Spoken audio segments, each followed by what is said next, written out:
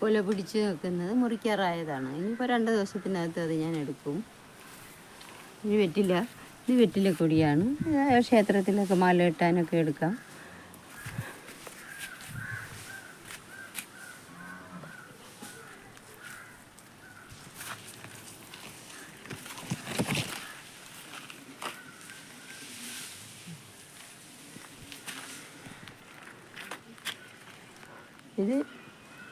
ഇത് ഇലുമ്പൻ പുളി നിറയെ പിടിച്ച് കിടപ്പുണ്ട്.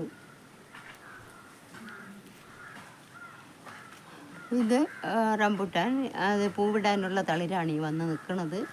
ഇനിയിപ്പോൾ അത് മിക്കവാറും ഇതോട് പൂവിട്ട് കായം ഉണ്ടാവും.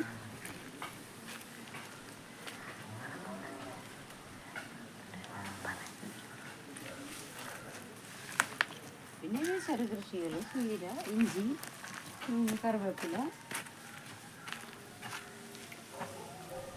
കറിവേപ്പില, പയറ്, പിന്നെ ഇത് ജാമ്പയ്ക്കയുടെ തൈയാണ്.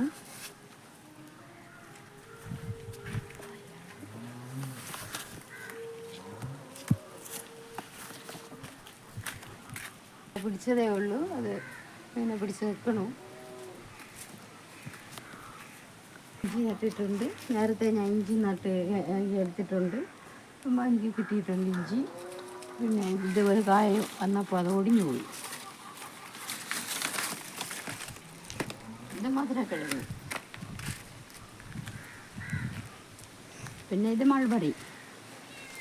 കായൊക്കെ പിടിച്ച് നിൽക്കുന്നുണ്ട്, പിടിച്ച് വരുന്നുണ്ട്. കളർ വീണ് പഴുക്കാറായി. പിന്നെ പഴുത്തത് 1-2 പറിച്ച് കയ്യിൽ വെച്ചിട്ടുണ്ട്.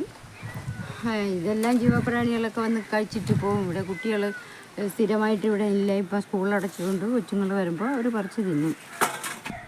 ഒരു നീലമാവാണ്, കാച്ചിട്ടില്ല ഇതുവരെ. ഇങ്ങനെ കായ്ക്കാനുള്ള കളിരൊക്കെ വന്ന് നിൽക്കുന്നുണ്ട്. എപ്പോഴും കാ വരുമെന്നുള്ള പ്രതീക്ഷയിലാണ് ഞാൻ.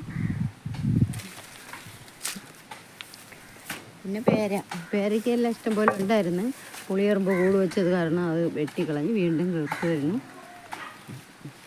പിന്നെ ചെടിയൊക്കെ ഇവിടെ എല്ലാം ഞാൻ ചെടിയല്ലേ എന്ത് കിട്ടിയാലും കൊണ്ട് നടുന്നുണ്ട്. ഇതെല്ലാം ഉണ്ടല്ലോ.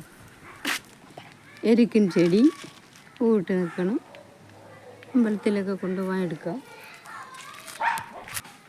ഇത് മാവ് ഒരു കമ്പേ ഉള്ളൂ. ബാക്കിയെല്ലാം ലൈന് വെട്ടാൻ വരുമ്പോൾ, ലൈനിലെ ചില്ല വെട്ടാൻ വരുമ്പോൾ വെട്ടിക്കളയും.